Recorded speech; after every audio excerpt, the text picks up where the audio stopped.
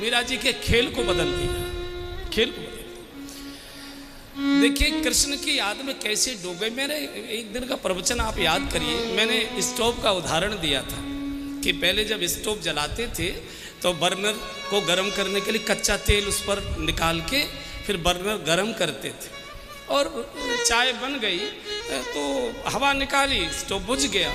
इतने में तत्काल दूसरी चाय बनाने की ज़रूरत पड़ गई। कोई ऐसे सज्जन आ गए जिनके लिए चाय बनानी है, तो फिर आप कच्चा तेल निकाल कर बर्नर गर्म नहीं करते, 2 पंप लगाई, दियसलाई दिखाई और बर्नर भर भर करने लगता, चूँकि पहले से ही गर्म था। बस इतना ही हुआ, गर्म बर्नर आया था, तीली लग गई, मीरा का प्रेम भर भर आने लगा, एकदम प्रकट हो गया। कृष्ण की मूर्ति नहीं मिली, साक्षात कृष्ण ही मिल गए। हृदय से लगाती, दिन रात उन्हीं को खिलाना, उन्हीं को रिझाना, उन्हीं से बातें करना, उन्हीं से बातें करना, उन्हीं से बात। कुछ दिन तक तो मीरा बात करने लगी, कुछ दिन के बाद कृष्ण मीरा से बात करने लगे। देखिए हमसे हमारा भैया भी बात नहीं करता है, हमसे हमारा पड़ोसी भी बात नहीं करता है, क्योंकि हम अहंकार लेकर। सीता जी के साथ क्या हुआ? विनय प्रेम वश भई भवानी,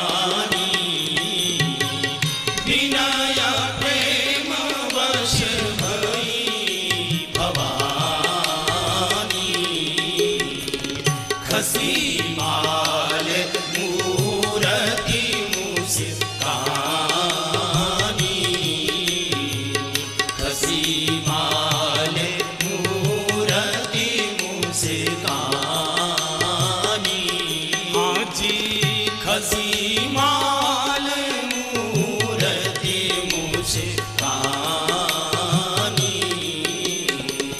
खसी माल मूरति मुस्कानी। विनय में, प्रेम में, समर्पण में मूर्ति मुस्कुराती है। पत्थर की मूर्ति प्रतिमा, पार्वती जी की प्रतिमा मुस्कुरा गई। हमको देखकर पड़ोसी का मुंह मुसमुसा जाता है, वो मुस्कुराती है। हमको देखकर हमारे परिवार के लोग मुंह मुसमुसा लेते। अहंकार भीतर भरा है, प्रेम नहीं है, करुणा नहीं है, आत्मीयता नहीं है। तो कृष्ण बोलने लगे। अब आपको कैसे समझाऊं कि कृष्ण कैसे बोले? तो जब आप किसी के प्रेम में डूब जाते हैं या आप किसी की दुश्मनी में डूब जाते हैं, देखो दोनों ही मन में डूबे होते हैं, प्रेमी भी मन में समाता है और दुश्मन भी मन में समाता है, दोनों एक ही प्रकार से समाते हैं। बस अंतर इतना है, जब प्रेमी मन में समाता है तो उसकी याद जब आती है तो मन मिठास से भर जाता है, और दुश्मन की याद आती है तो मुंह जरा कड़वा कसेला हो जाता है। समाते दोनों हैं और दोनों ही भीतर से बोलते हैं। आपने कभी किसी से प्रेम किया हो या आपकी किसी से दुश्मनी हुई हो, आप देखिए, आप दोनों रोल आप ही करते हैं। आपका भी मन उसे गाली देता है, होठों से आप गाली देते हो, और भीतर का मन उसकी ओर से कि वो ये बोल रहा है और आप फिर ये उत्तर दे रहे हैं, वो ये बोल रहा है, आप ये उत्तर दे रहे हैं। एक ही मन दोनों बातें बोलता है ना, दोनों बातें बोला करता है। ये प्रेम की पराकाष्ठा या दुश्मनी की पराकाष्ठा। तो मूर्ति नहीं बोलती थी, मीरा के होठ बोलते थे और हृदय से भगवान कृष्ण बोला करते थे। ये नियम है। अगर मैं अपने प्रेमी को ये बोलूँगा तो प्रेमी इसका उत्तर ऐसे देगा। वो दोनों ही रोल एक साथ होते। मीरा डूब गई कृष्ण प्रेम में। दूसरी घटना घटित हुई, पड़ोस में किसी की शादी थी, बारात आ रही थी, बारात निकल रही थी। तो दादी माँ, मीरा जी की दादी, छोटी बच्ची को गोद में लेकर बारात देखने के लिए आ गए। नाच गाना हो रहा था, दूल्हा घोड़े पर बैठा था। तो छोटे बच्चे ने बालक की तरह और वैसे पूछी ना, दादी माँ, दादी साहब, मेरी शादी किससे होगी, मेरा विवाह किससे होगा? अब दादी छोटे 5 वर्ष के बालक को क्या समझाए, तो मन रखने के लिए कह दिया कि तेरे गिरधर गोपाल से तेरी शादी। दादी को मालूम नहीं था कि हंसी में कही गई बात इस लड़की की जिंदगी को एकदम बदल देगी।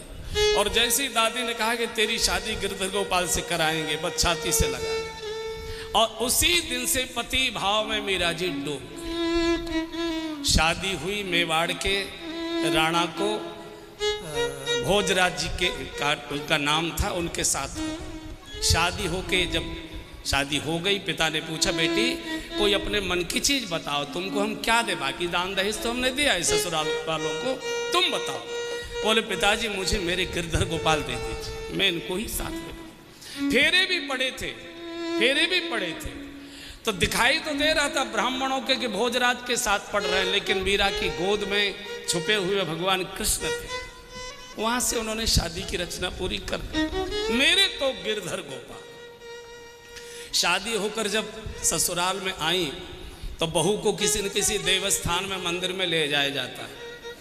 तो सास ननद बाकी सब रिश्तेदार महिलाएं गीत गाते गाते नए दंपति को देवी मंदिर में आशीर्वाद के लिए ले गई। तो पूजन वूजन सब हुआ। तो पुजारी ने कहा कि माथा टेकिए बहू रानी जी, माथा टेको। ये खड़ी रही। ननद ने कहा, सास ने कहा, बेटा बहू माथा टेको।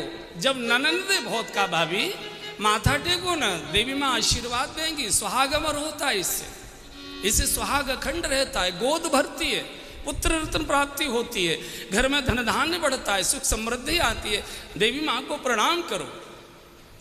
बहुत बार कहने के बाद अंत में बोल दिया मीरा ने, मेरा प्रणाम नहीं हो पाएगा, सिर नहीं झुका पाऊंगी, मेरा तो एक ही के सामने सिर झुका है। मेरे तो गिरधर गोपाल दूसरो न कोई, जाके सिर मोर मुकुट मेरो पति सोई, मेरे तो गिरधर गोपाल। तुलसी मस्तक तब नभे जब धनुष बाण ले हाथ। इस देश की साधु की हिम्मत देखिए ना। वृंदावन में आ गए तुलसीदास जी, मुरली मरमुर खड़े हुए हैं। अरे बोले महाराज, ये मुरली बजाने से देश नहीं बचेगा।